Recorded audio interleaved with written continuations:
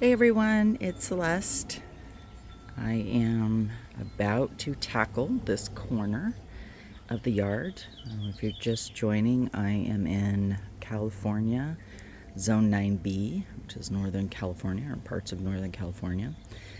And this is part of my backyard, which has become crazy level overgrown. Way back when I installed the yard, I say way back when, it was, like 2 years ago. Um, what happened was this entire area had the challenge of I ran out of rock, I ran out of some of the soil, and so I kind of, threw a bunch of stuff in here, and it's been growing over time and it looks okay. But I have a fountain that I want to put into place, and I have this idea to have this big mound, and it's going to look really cool. And so I've been wanting to change this for a while. I just had some soil and some rock delivered, some of the boulders delivered, and also some of the Cali Gold rock that I use as the covering, which you can see down there. And so I'm going to start pulling this apart. So this video is going to be about redoing this corner. So basically the next step is to rip everything out. I'm trying to remember to say at the beginning of videos, if you like this type of content, to like and subscribe so that you can follow along in the journey. But most likely we'll be doing this over a couple of days. I don't know. We'll see how fast I can move, how tired I get. But this corner is about to have a fountain installed along with a rock mound, and then we'll see what the design looks like. Sometimes I end up wanting to do something more like a tapestry, which is like this type of look where you have a lot of plants crowded together, and then other times I end up wanting to do something a little more like a cacti garden where it's a little further apart. So we'll see what I get inspired to do over however long it takes me to go ahead and install this. So again, like I said, we're going to get started.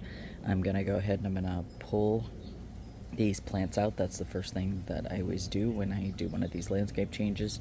And I'm going to be grouping the plants together so that when I go back to install the different plants into this section, that it makes it easier from a design perspective. It's kind of like grouping your materials together so that it's easy to think about textures, trailers, different things like that. So I'm going to go ahead and get started. There's Cocoa Bean checking out the plants. I'm going to go ahead and get started, and I'll show you along the way the process for putting this in. Okay, here's an update with a bunch of the plants pulled out. There's a couple that I'm going to go ahead and leave in, like that jade right there. See this guy? Because those don't really like to be moved. I have some other jays that didn't have a choice, but that particular one I don't want to yank out. I think it's okay because I already planned for the mound to kind of come down, but this gives you a better view. So now you can actually see there used to be a pathway right there way back when. So this is the side that I didn't touch, so you can see how full that is, and then you can see the side over here where I took everything out, and it's because I don't really know what I want this to look like. So I'm just giving myself as much of a blank landscape as possible. I'll need my son's help on that guy. Likely just tip it over. It's just full of a bunch of rock, and then there's a solar fountain that's buried in there, but I won't need that anymore. So I went over to here. I like this tipped pot, so I'm going to keep that. I've got some more rock that I need to yank out because that'll help with building the foundation, and I'll move those two pots. That basically gives you an idea of what I did. That's the other side of that mound you saw. There's that jade. So basically I've just pulled everything out. Gives me that blank canvas. I'll get the rest of those rocks out, or the boulders, the big boulders. The rest of the rock I'll just leave in there. I don't care. It's just, it actually just helps with making the soil aerated and helping it to drain much faster. So I will go ahead and I will pull that out, and that will help me build the foundation for the mound that's going to go in. as I'm building that mound up, because again, I'm gonna want it to be able to retain the soil. Part of what I'm gonna be doing is making sure that I can walk around the back there. So as I build the mound, I have to make sure that there's a little, basically like a little pathway right here that goes along the edge of the fence. Because one, you don't want to put soil against your fence, that will rot your fence, but also because that gives me a pathway to be able to go along backside behind the plants, do maintenance on the fountain, things like that. So that mound will be, in the center right here when I start putting it in.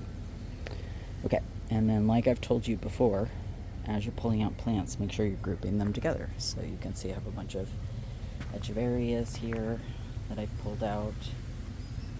There's a bunch of just what I call fillers.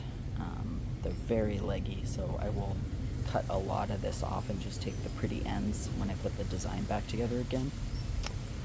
Some more of that filler. Found a couple propeller plants too, so that was kind of cool. I'll show you what a propeller plant is in case you're wondering what I'm talking about. It's this guy. These things are really cool, but they flop over, so see how it's doing that? So, they're cool, but yeah. So, anyway, but those are kind of neat plants. I really like this purple one right here. Don't know the name of it, but it's been good as a filler, and I just really like that those purple leaves, so that's pretty cool. Here are all the aeoniums that were in this section, so you can see just crazy level amount of aeoniums. Really pretty. It kind of got broken a little bit when I tossed it, but it was a sunburst aeonium. There's all different kinds in here, kiwis, and some of my blushing beauties towards the back there. There's Fiesta. Oh, there's just, just goes for days. So most of these, they'll look, that's a blushing beauty, by the way, so you can see how big they actually get. They turn into like little trees. Really cool plant, and work very well in my yard. So that's why I like those a lot, because I can put them in a lot of different places. They can handle some of the extreme temps. So, but I'll cut the tops off of those because it'll be cuter with those smaller. It'll slow down some of the growth. I want you to see how shallow the roots are, by the way. This is what I mean when I say you don't need a lot of soil to plant the plants in. So, not a lot of root growth, but look at all of that above the top. So kind of weird, right? But also, this is why you come in and you do this kind of thing. I know some of you are horrified. I just yanked all these plants out. Why did I do that? Well, because the more that you get that top growth like that, the heavier the plant gets, it's going to end up falling over. So when I pull it out and I cut it down, I make it small, and it'll actually stay better from a design perspective for longer. If you're a collector, I realize you're horrified right now, but I am not a collector, as I've said many, many, many times, and especially not for aeoniums that are this common of a variety. It's just, I'm just going to use the parts that look good. Those big purple ones back there, it's kind of hard. You can't see how long those are, but they actually extend like this whole length right here. That's the root ball at the end, and that's that one. That one's called Octo 8. Really cool. Kind of weird. They grow like 4 or 5 feet tall, and it's just a single stalk, which is a little bizarre. I did behead one of them, so in one of the later videos, especially when I put it back, I'll show you when I beheaded it. It actually started growing pups, so got the answer on that. I can actually propagate those. Before, I didn't think I could. This Japanese maple, I will be keeping it. Had it for a really long time. I'm actually going to replace a avocado tree that I have right here that has done nothing. Never got any fruit off of it, and it just looks unhappy at all times, so I'm going to get rid of that. Here's some of the plants that this is just garbage that I will put out at the street to be collected. But again, you can see I'm just grouping similar things together, similar texture. So here's a bunch of aloes, foxglove agaves. You can see the textures, right? I'm just looking for things that are similar.